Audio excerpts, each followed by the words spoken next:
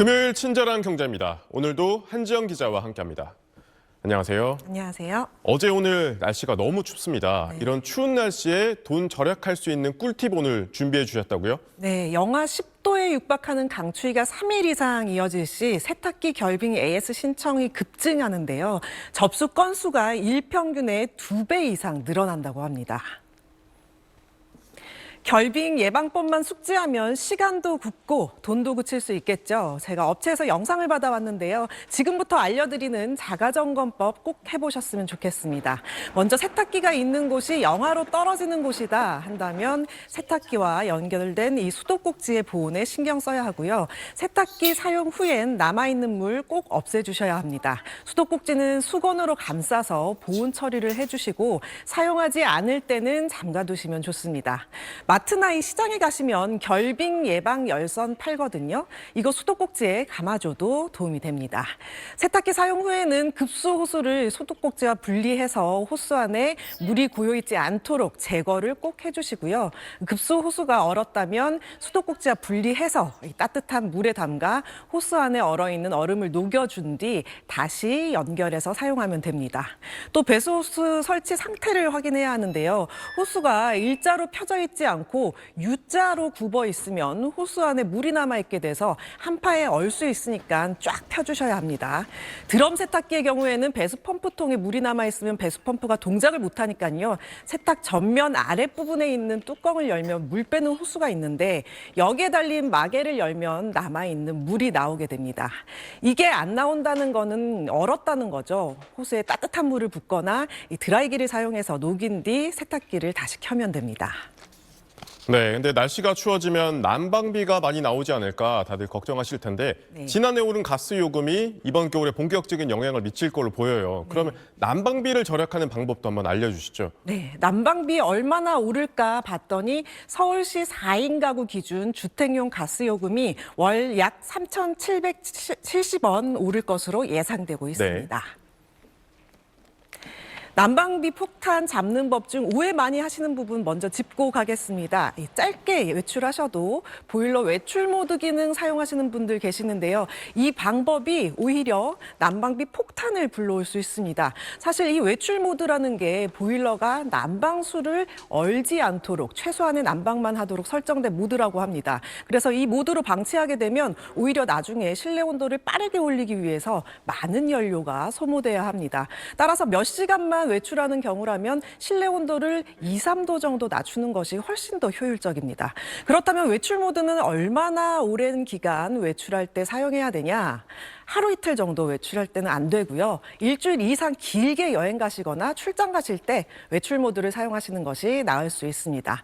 외출 모드는 난방비 절약보다는 동파 방지 기능에 더 가깝다. 이렇게 이해하시면 좋을 것 같습니다. 그리고 이 보일러 내부를 깨끗하게 하고 보일러관 내부 이물질을 제거하는 것만으로도 난방비를 10% 이상 절약할 수 있습니다. 그리고 가스요금은 온수를 쓸 때 가장 많이 나갑니다. 때문에 개별 난방할 경우에 되도록 한 번에 온수를 몰아 쓰는 게 좋습니다. 또 가습기를 사용하면 보온에 효과적이니까 함께 틀어두면 도움이 되겠습니다. 네, 오늘 다양한 아끼는 방법 소개해 주셨는데 진짜 돈을 버는 방법도 있다고요? 네, 적극적인 방법인데요. 도시가스 절약 이 캐시백 제도를 사용하면 됩니다. 개별 난방 가구가 이 전년 대비 가스 사용량을 3% 이상을 아끼게 되면 가스 요금을 30% 한도 내에서 현금으로 환급해주는 그런 제도입니다. 절감량이 10% 미만일 경우 세제곱미터당 50원, 10% 이상 20% 미만은 세제곱미터당 100원, 20% 이상 30% 이하는 세제곱미터당 200원까지 많이 아낄수록 혜택은 커지는데요. 예를 들어 동절기 그러니까 12월에서 3월 가스 사용량이 400제곱미터 가구가 사용량을 15% 줄인다고 하면 60제곱미터를 절약하게 되는 거고 10에서 20% 미만 절감은 세제곱미터당 100원을 빼주니까 60 곱하기 100해서 6,000원 정도를 아낄 수 있습니다. 신청한 가구만 지원받을 수 있으니까요. 한번 시도해 보시는 것도 좋을 것 같습니다. 네, 저도 오늘 당장 신청해 봐야겠습니다. 고생하셨습니다. 물가가 워낙 비싸 식비 부담이 만만치 않습니다. 이에 따라 요즘은요, 구내 식당이 직장 복지의 핵심으로 떠오르고 있다는 기사도 많이 봤습니다. 한 시장조사 기업이 전국 직장인 1,000명을 대상으로 조사를 했어요. 그 결과 응답자의 무려 92.4%가 직장 생활에 구내 식당이 필요하다라고 답을 했습니다. 게다가 27%는 직장을 고를 때 구내 식당 유무를 매우 중요하게 고려한다고도 답했는데요. 구내 식당을 이용하는 이유로는 식비를 아낄 수 있어서가 가장 많이 꼽혔고요.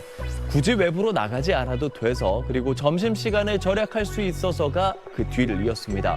다만 구내 식당 유무는 직장 규모에 따라 양극화된 모습이었습니다. 30인 미만의 경우에는 36%, 30인 이상 50인 미만은 58.7%로 평균보다 좀 낮았습니다. 반면 100인 이상 300인 미만은 66%, 300인 이상인 기업은 78%, 즉 중견, 대기업일수록 구내 식당이 많았습니다. 네, 고물가가 이어지면서 생활용품 매장에서 판매하는 저렴한 화장품들이 인기를 끌고 있죠. 자, 이제는요, 편의점 화장품, 즉 편의점들도 초저가 화장품을 내놓고 있다는 기사입니다. 최근 한 편의점은 수분크림과 팩 등을 출시하면서 가격을요, 모두 이렇게 3,000원으로 책정했습니다. 또 다른 편의점에서도 선크림을 내놨는데요. 이 역시도 3,000원입니다. 고물가 시대 절약 트렌드가 화장품 시장에도 확산하면서 편의점들이 이른바 가성비 화장품을 내놓고 있는 겁니다. 요즘은요, 화장품 전문 판매점이 아니더라도 제품의 경쟁력만 있으면 소비자들이 기꺼이 지갑을 연다는 게 확인된 셈입니다. 특히 10대와 20대가 주요 소비층으로 떠오르면서 제품 콘셉트를 확실하게 가성비 또 소용량에 맞추고 있다고 기사는 전했습니다. 길어지는 경기 침체와 고물가에 절약을 넘어서 생존 소비 현상이 국내 소비 시장에 확산하고 있다는 기사입니다. 편의점 업계는 저가를 앞세운 자체 브랜드 강화로 소비자를 공략하고 있고 온라인 쇼핑의 주도권을 내준 대형마트는 초저가와 대량 구매 방식의 창고형 할인마트가 성장세를 보이며 사업 강화에 나서고 있습니다. 물건 대부분을 5,000원 이하로 파는 생활용품점도 올해 매출 4조 원을 넘으며 불황의 최대 수혜를 입고 있습니다.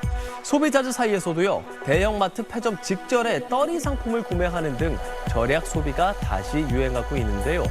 또 유해 물질과 품질 논란이 끊이질 않지만 중국 이커머스를 이용하는 사람들도 꾸준히 늘고 있습니다. 어느 정도 품질을 포기하더라도 저가 구매를 선호하는 현상이 뚜렷해지고 있다고 기사는 전했습니다.